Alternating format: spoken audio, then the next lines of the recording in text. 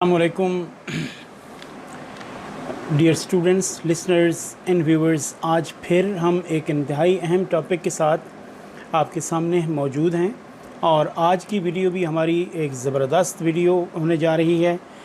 क्यों ज़बरदस्त कह रहा हूँ? वो इसलिए कि पंक्चुएशन मार्क्स के अंदर दो पॉइंट्स ऐसे हैं जिनके ऊपर जो हमारे स्टूडेंट्स हैं वो बहुत ज़्यादा उनके अंदर एक कन्फ्यूजन पाई जाती है। हत्ता कि कुछ टीचर्स जो हैं जो इंग्लिश पढ़ाते हैं उनको भी बाज़ औक़ात इसके अंदर एक प्रॉब्लम क्रिएट हो जाता है कि कहाँ पे हमने सेमी कॉलन लगाना है और कहाँ पे हमने कॉलन लगाना है, ताकि हम बच्चों को भी इसी हिसाब से हम उनको गाइड कर सकें और उन पैरामीटर्स को और उन पॉइंट्स को हम पहचान सकें और अपने तलबा को बता सकें। और स्टूडेंट्स अपने तौर पे इस बात पे होते हैं कि हमें समझ आ जाए जी कि किस तरीके से सेमी कॉलन का इस्तेमाल करना है और कहाँ पे हमने कॉलन का इस्तेमाल करना है, क्योंकि हमारे मैट्रिक और इंटर के जो स्टूडेंट्स होते हैं ज़्यादातर वहाँ पे हमें पंक्चुएशन मार्क्स पैराग्राफ दिया जाता है और उसको पंक्चुएट करने के लिए कहा जाता है। तो जो ज़्यादा कन्फ्यूजन आती है वो सेमी कॉलन और कॉलन के हिसाब से आती है। तो मैंने अपनी जो पिछली वीडियो है वो मेरी सेमी कॉलन के ऊपर थी और मैंने उसके ऊपर अपने पॉइंट्स जो क्लियर करने की कोशिश की थी। तो ये जो वीडियोज़ होती हैं और ये ऑनलाइन लर्निंग का एक बहुत बड़ा ज़रिया है अज़ीज़ तलबा। तो आप लोगों के लिए बिल्कुल फ्री होता है, आपके पास नॉलेज आ रहा होता है और आप ज़रूरी नहीं कि एक ही वीडियो के साथ आप जो है ना वो उसको लेके चलें। आपको जहाँ से जो नॉलेज मिले, अच्छा मिले, आप उस वीडियो को आप लें, ताकि और आप नेट को और इंटरनेट को और यूट्यूब को आप अपनी इल्म बढ़ाने का जो एक सोर्स है उसके तौर पे आप यूज़ करें, न कि आप अपना टाइम वेस्ट करें और अपना डाटा वेस्ट करें। तो आइए हम आपको लेके चलते हैं जी कि आज का जो हमारा टॉपिक है कॉलन। देखते हैं कि इसके ऊपर हमें कौन सी चीज़ हमें आगे इसको लेके चलने में हेल्पफुल होगी कि किस तरीके से हम अपने पैराग्राफ्स को पंक्चुएट प्रॉपरली कर सकें। तो सबसे पहले हम ये देखते हैं जी कि कॉलन बेसिक इसका फंक्शन क्या है। ये स्लाइड आपके सामने है। Basic function, its primary function is to introduce list, give explanation and in salutations. तो अज़ीज़ तलबा और मेरे तमाम सुनने वाले जिनके अंदर इस पॉइंट को समझने की एक प्यास है, तो उनके लिए ये पॉइंट, तीन चीज़ें यहाँ पे एक सेंटेंस के अंदर आ रही हैं कि इसका प्राइमरी फंक्शन क्या है कि वो ये एक लिस्ट इंट्रोड्यूस जब करवाने लगते हैं आप किसी भी चीज़ की लिस्ट, तो उस लिस्ट को इंट्रोड्यूस करवाने के लिए आप कॉलन का इस्तेमाल करते हैं। और पिछली जो मेरी वीडियो थी उसके अंदर मैंने लिस्ट कहा था, लेकिन सिर्फ लिस्ट का नाम नहीं लिया था, बल्कि कॉम्प्लिकेटेड लिस्ट मैंने आपके सामने वो वीडियो के अंदर मैंने बात की थी और उसकी मैंने एग्जाम्पल भी थी कि भाई सिर्फ लिस्ट होगा तो वो कॉलन के लिए यूज़ होगा, और जब कॉम्प्लिकेटेड लिस्ट आप इंट्रोड्यूस करने लगेंगे तो वहाँ पे आप जो है वो सेमी कॉलन यूज़ करेंगे। तो यहाँ पे सिर्फ लिस्ट की बात है, इसके एग्जांपल भी आपको देता हूँ आगे।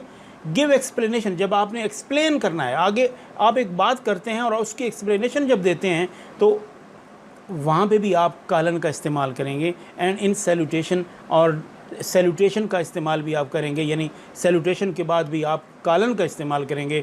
जिस तरह डियर सर होता है, रिस्पेक्टेड सर होता है, तो इसके अंदर भी आप इसका इस्तेमाल करेंगे।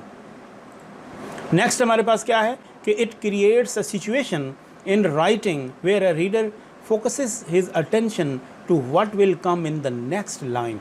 ये चीज़ हमें बता रही है ऊपर कि आपने, एक बंदा कहता है जी मैं आपको ये एक लिस्ट शेयर करने लगा हूँ, ये चीज़ें मैंने बाज़ार से ख़रीदी हैं। जब वो इट मीन्स कि आप अब आगे लिस्ट देखने जब लगते हो तो इट मीन्स कि आप अपनी अटेंशन फोकस करते हो कि what kind of list is being introduced by the writer और what kind of explanation he is going to give. तो these kind of things that I have just given you in is primary function, तो आपको ये ज़हन में रखना है। Next हम इसको थोड़ा सा एक्सप्लेन मज़ीद कर लेते हैं जी। He has just one thing in his mind. अब एग्जांपल्स मैं आपके सामने ला रहा हूँ। He has just one thing in his mind, his boy. यानी उसके जहन में हमेशा एक बात रहती है, उसका लड़का, यहाँ पे कोई चीज़ भी हो सकती है, उसका लड़का एक पॉइंट उसके जहन में रखता है। अब देख लें कि पहला जो फ़िक्रा है ये एक इंडिपेंडेंट क्लास है, लेकिन जब दूसरा फ़िक्रा है ये सिर्फ एक नाउन के ऊपर फोकस कर रहा है। तो जो हमारा सेमी कॉलन है उसके अंदर ये था कि सेमी कॉलन कभी भी दो इंडिपेंडेंट क्लासेस के अलावा इस्तेमाल हम नहीं करते। तो मैंने पीछे एक्सप्लेन भी किया था। तो आप ये सोच रहे होंगे कि सर ये आप तो कॉलन पढ़ाने लगे हैं, तो सेमी कॉलन, तो डियर स्टूडेंट्स, सेमी कॉलन और कॉलन को जब हम डिफ्रेंशिएट करके चलते हैं, एक कंपैरिजन करके चलते हैं, तो कंपेयर करने से भी चीज़ों को क्लियर किया जाता है और कंसेप्ट क्लियर किया जाता है। तो by giving comparisons we can clear, a teacher can clear some of the problems in the minds of the students।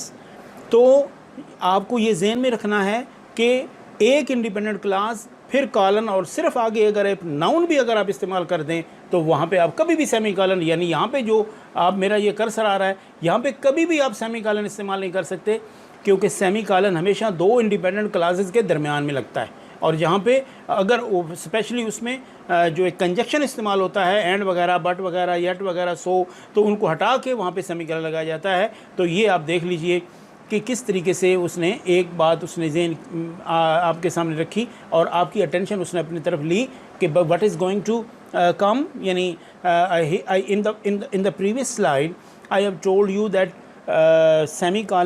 Colon is used when a person just introduces a list, या wants to introduce a list. Next, when he wants to give explanation, then when the reader focuses on the other lines, on the other sentences which are going to follow the next sentence।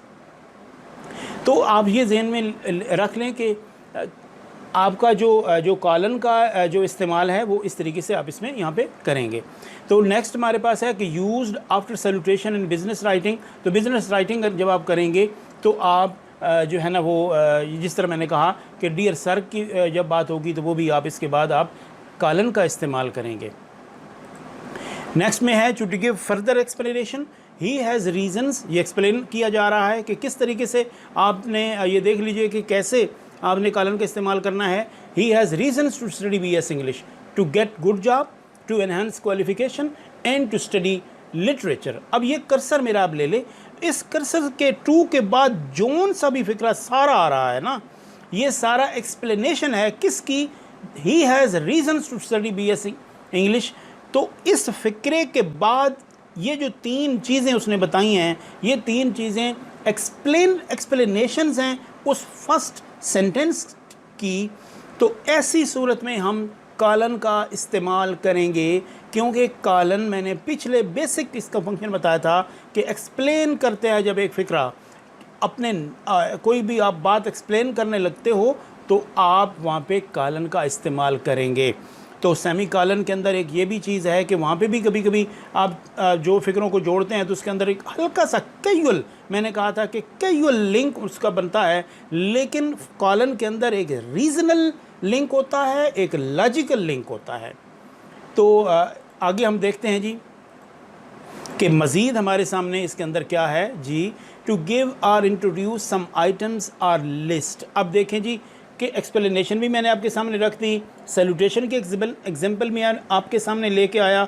अब मैं आपके सामने list लेके आ रहा हूँ, ये याद रखिएगा, सिंपल लिस्ट होगी, कॉम्प्लिकेटेड लिस्ट नहीं होगी।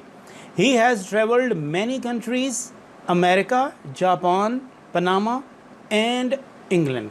अब ये देख लीजिए कि उसने इन ममालिक का सफ़र किया है, तो ममालिक के नाम आ गए, तो उन लिस्ट आ गई जी, इस मुल्क में ये बंदा गया है। तो इस तरीके से जब आप करने लगेंगे तो आप कॉलन का इस्तेमाल करेंगे, सेमी कॉलन का इस्तेमाल नहीं करेंगे। John is successful in business just for one major ability, he is very hard working.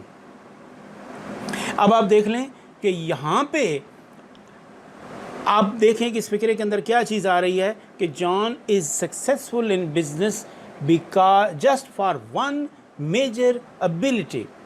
तो ये जो मेजर एबिलिटी है, ये अब देख लें कि यहाँ पे उसने कॉलन का इस्तेमाल किया, तो ये बेसिकली एक्सप्लेन कर रहा है।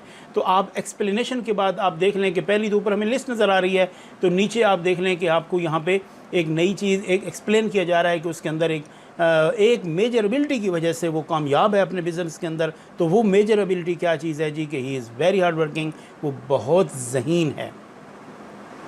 तो यहाँ पे आप इस तरीके से आप अपना कॉलन का इस्तेमाल करेंगे। उम्मीद है आपको समझ आ चुकी होगी कि आपने कॉलन का कैसे इस्तेमाल करना है। तो मेरी आपसे एक और भी रिक्वेस्ट होगी डियर स्टूडेंट्स और लिसनर्स, कि आप जब भी किसी भी एक मसलन मैंने अब ये कॉलन के ऊपर वीडियो बनाई है, मैंने सेमी कॉलन के ऊपर अलग वीडियो बनाई हुई है। आप सेमी कॉलन की वीडियो को सुन लें, इसके बाद आप कॉलन की वीडियो को सुन लें, दोनों को कंपेयर कंट्रास्ट ले लीजिए और आराम से आपको सेमी कॉलन और कॉलन की समझ आ जाएगी। और फिर भी अगर आपको वहीं कहीं पे कोई कन्फ्यूजन नज़र आए तो आप मेरे कमेंट सेक्शन के अंदर जाके मुझसे सवाल कर सकते हैं, तो मैं इंशाल्लाह आपको उसका जवाब दूंगा। जी, अब नेक्स्ट हमारे पास क्या चीज़ है कि to introduce quotation. Yes, Asim said to his father I am leaving this country. तो ये देख लीजिए मेरे कर्सर के ऊपर आ जाइए, ये कोटेशन मार्क्स हैं। तो कोटेशन के लिए भी आप क्या यूज़ करेंगे, कॉलन का इस्तेमाल आप करेंगे। Do not use colon after, अब कुछ चीज़ ऐसी हैं कि कॉलन के अंदर आपने इस्तेमाल नहीं करनी। Do not use colon after verb, verb के बाद आप कॉलन का इस्तेमाल नहीं करेंगे। मिसाल के तौर पे my favourite dreams are Hamlet, King Lear, my favourite dramas are Hamlet, King Lear and Othello. अब ये देखें यहाँ पे आर लगा हुआ है, तो ये आर वर्ब के तौर पे यहाँ पे यूज़ हो रहा है, क्योंकि और वर्ब तो इसमें है नहीं। तो यहाँ पे ये आर है, इसको आप वर्ब के तौर पे लेंगे और वर्ब के बाद हमने कहा है कि कॉलन का इस्तेमाल आपने नहीं करना, तो ये इनकरेक्ट है। तो I have 3 favourite dramas, Hamlet, Othello and King Lear. तो इस तरीके से देख लें कि मैंने उसी पहले फिक्रे को उसका वर्ब ख़त्म करके मैंने इसको एक लिस्ट की सूरत में लेके आ गया। तो जब आप इस तरीके से लाएंगे तो आप इसका आराम से इस्तेमाल कॉलन का कर सकते हैं। तो उम्मीद है डियर स्टूडेंट्स आपको समझ आ गई होगी कि कॉलन का इस्तेमाल किस तरह किया जाता है। अगर आपको वीडियो अच्छी लगे तो काइंडली इसको शेयर कीजिए ताकि और लोगों का भी इसमें फ़ायदा हो, और चैनल को सब्सक्राइब करेंगे। क्यों करेंगे? क्योंकि ये वीडियो बनाने वाले के लिए एक एनकरेजमेंट होती है ताकि वो आपके लिए और इस किस्म की वीडियोस लेके आए। Thank you very much. आपके साथ नेक्स्ट वीडियो के अंदर जो